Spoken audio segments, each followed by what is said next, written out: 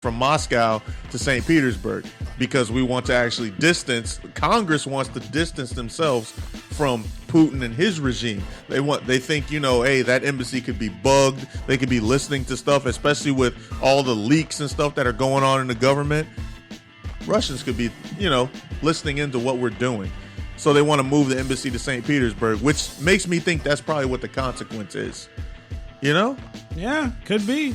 Like, they're just like, hey, you know what? No, you don't get the build in St. Petersburg. You got to keep it right here. That's what we're going to do. But like I said, there's going to be more that comes out. I challenge people out there to argue with me about climate change and don't talk about the economy. Please tell me how it is that helping other countries develop, clean energy is a bad thing. It's a bad thing for the oil industry. I guess, man. But other industries they found ways to survive. And the thing is, hey, look, if you're oil, why wouldn't you invest? If you're big oil, you're the big oil company. Why wouldn't you help fund some of this research? That would make too much sense. Yeah, because we don't want to move off our draconian ways and just fund something that's good, because that's the future. Wind, solar, water. It's the future. We've already seen, as a matter of fact, you showed me that video, I think it was last year, about the hydrogen engine. The guy it was a hydrogen or it's like an H2O engine. Yeah, where it only emits water vapor as... Yeah. And that's what it runs off of. Yeah. So there's stuff like that out there. And the thing is like every time you show somebody something like that, they go, nah, we don't need that. But yes, we do. People don't like change.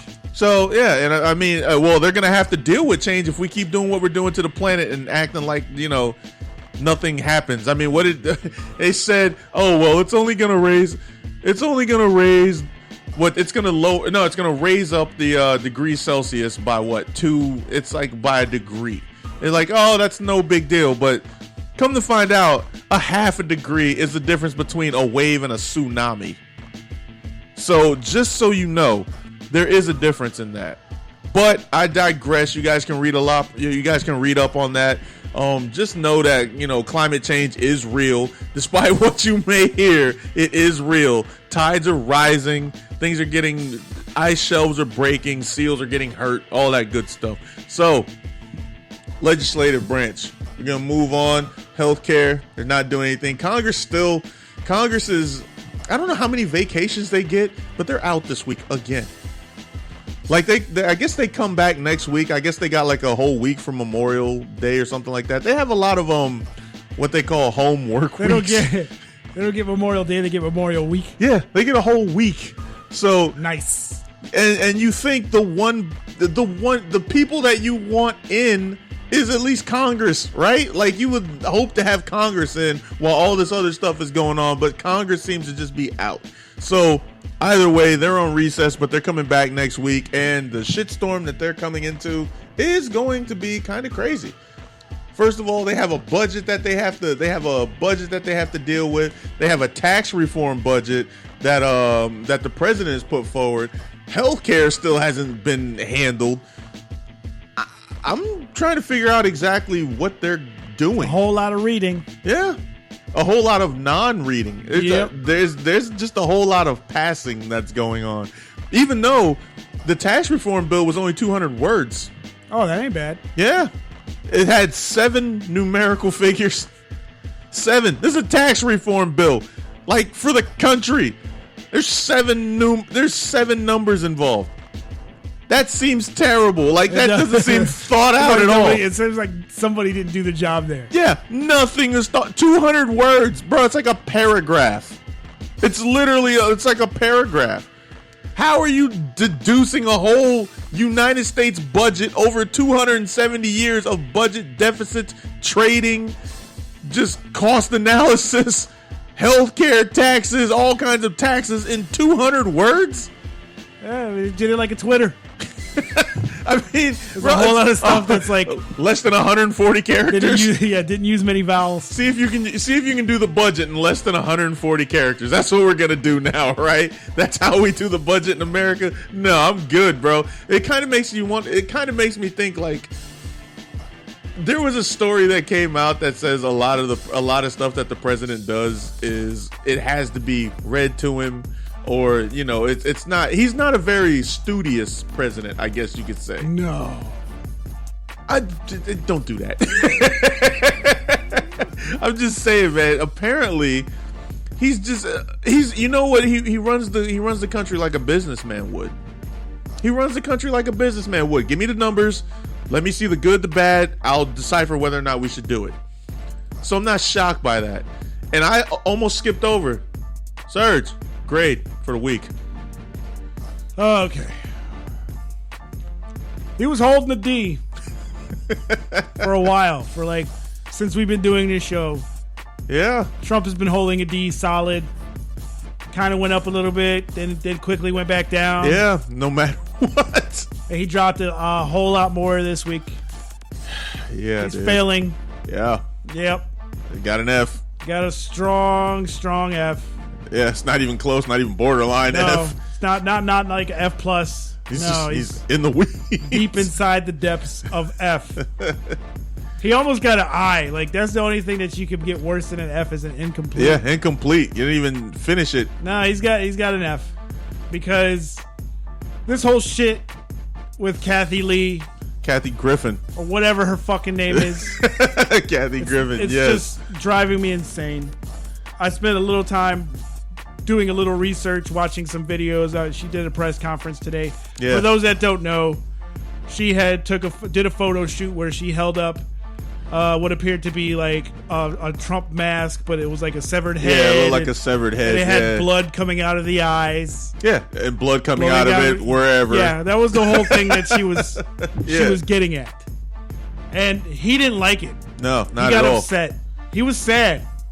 Very sad. Very sad. Yeah. To the point to where everybody in his family started tweeting about how she should not be working, how everybody who has hired her to do jobs and to be on TV and to do stand-up should probably not do that because it wouldn't be good for their business. Yeah, he's basically boycott her. Yeah, essentially a sitting president is boycotting a comedian. Is telling people to boycott a comedian.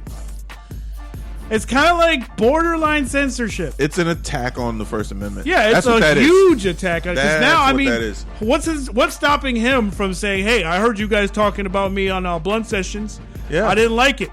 It was bad. It was very bad. Yeah, and I don't think you guys should be doing a show anymore." Now, anybody Spreaker, I don't like Spreaker. You guys don't are because you guys carry all these shows. Yeah, you guys are carrying the show, and it's not a good show. It's a very bad show. Trust me, believe me, it's a bad show. You guys should get them off the air. And the hospital that Surgeon General guy where he's at, he's a bad guy. You need to get him out of there. Don't let him work for you guys. It'd be bad for you guys. Yeah.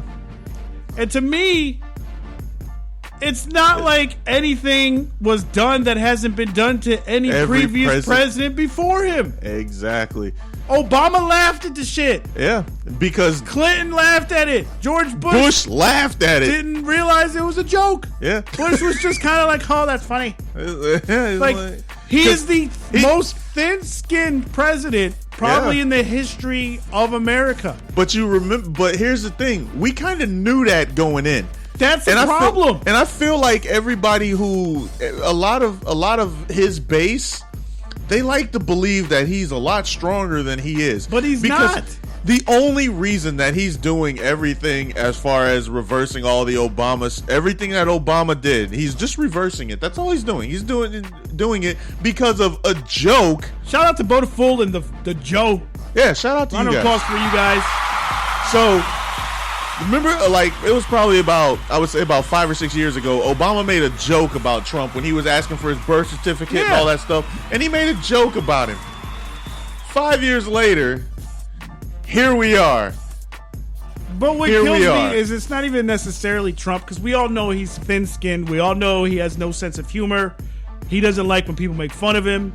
He gets really offended and upset. That's how dictators are. Yes, but the followers and the people who voted for him are completely backing this guy as if he's not doing anything wrong. I'm like, the stupidest thing I heard was like, "Oh, well, if that happened to Obama, the person would be in jail." No, they wouldn't, because it has happened to Obama. It has happened. They showed, like, there was this one post on Facebook where they had 7 different pictures of effigies of Obama. Yeah, being hung with nooses. Yes, with nooses and set on fire. Yeah, the fire and was. I'm sitting here like, what do you mean this hasn't happened to him before? And here's the correlation between that and between Obama and Trump as far as that goes. Kathy Griffin did that to Donald Trump. Ted Nugent with the AK-47 pointed to Barack Obama, an effigy of Barack Obama pointed to his head. It's the same exact thing. Like, it's the same thing. It happens to presidents. Now, to me, personally, I don't think it's funny. I mean, I'm not going to condemn Kathy Griffin because she's a comedian. She made a joke. It's not very funny. It just wasn't funny. And not all comedians have jokes that are great. They're not, hey, sometimes it's not funny. Does she go a little too far with it? Yeah, that's why it wasn't funny. Did she say, hey, I'm sorry I did that? Yeah. So here's the thing. She's a comedian. Move on. That's it. What is the problem? Why is everybody so stuck on that? I don't know, man. I just think the whole thing is terrible. And for people to sit here that co-signed him and say, oh, you guys are snowflakes, you guys need a cry room. You look at the president. Yeah. It's incredible to me that he would even acknowledge. Here's what I'm kind of done doing as far as the president goes. If you want to talk to me about the president, and I want everybody out there listening to listen to this very carefully.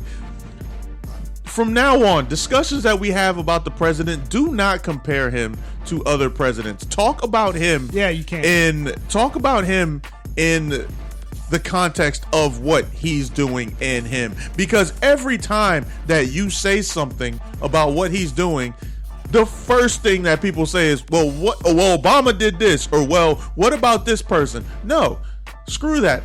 Tell me, we're going to talk about what exactly he's doing. Like, this is his presidency. It's not his presidency compared to this guy, his presidency compared to this guy. No, it's his presidency. If he's fucking up, this is what he's messing and fucking up on.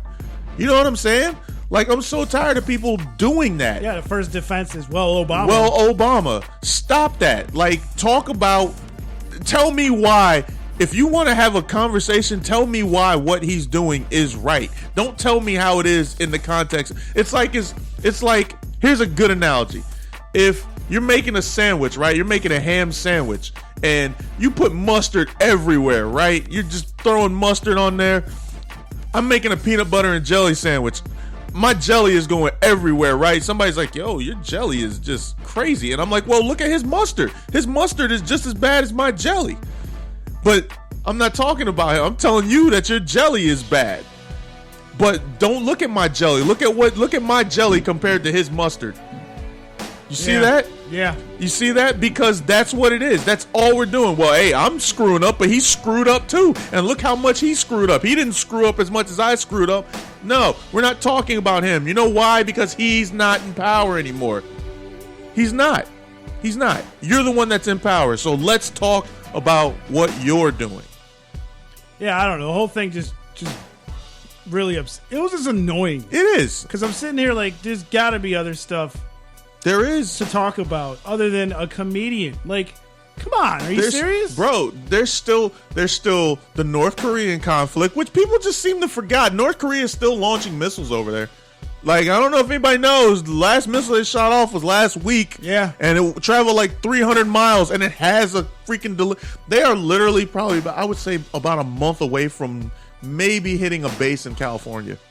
No, I don't think so. Yeah, I think so. That's where they're going. It'll be in the California area, but I don't think it'll actually hit anything. Put it this way.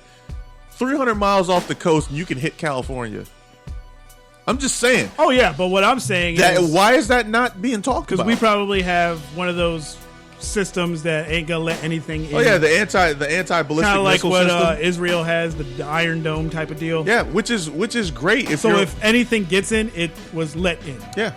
So that's all I'm saying. I like how you did that. That's all I'm saying. I like how you did that. But it makes sense though, because hey, I'm calling it what it is. Operation Get My poll numbers up. Because the fact of the matter is,